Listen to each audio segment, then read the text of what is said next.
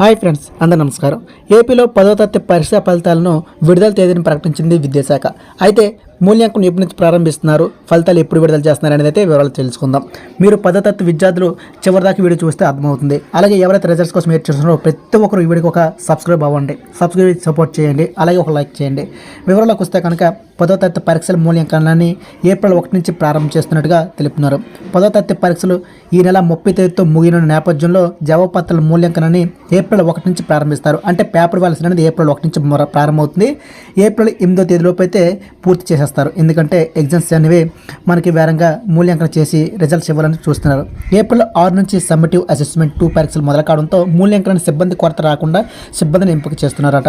3 టీచర్లు ఉన్న చోట ఒకరిని, 5 ఉన్న చోట ఇద్దరిని, 7 ఉన్న చోట 3 మూల్యాంకన విధులకు ఎంపిక చేస్తున్నారు. మొత్తం మీద 800 మంది సీనియర్ ఉపాధ్యాయులకు మూల్యాంకనాన్ని హాజరు కావాలని ఉత్తర్వులు ఇవ్వనట్లుగా విద్యాశాఖ వర్గాలు చెప్తున్నాయి.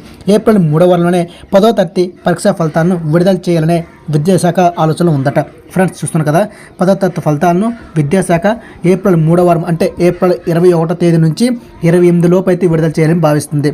అయితే 10వ తరగతి పరీక్షా ఫలితాలు మీకు వెంటనే తెలుసుకోవాలని, అలాగే ఎప్పటికప్పుడు అప్డేట్స్ కావాలనుకుంటే మాత్రం వెంటనే మన ఛానల్ని ఇప్పటికే సబ్స్క్రైబ్ అవ్వండి, సబ్స్క్రైబ్ చేసి సపోర్ట్ చేస్తూ ఉండండి. ఇంకేమాత్రం ఆలోచన చేయకుండా మరిన్ని వివరాలు మీకు తెలియజేస్తుంటాం. జై హింద్.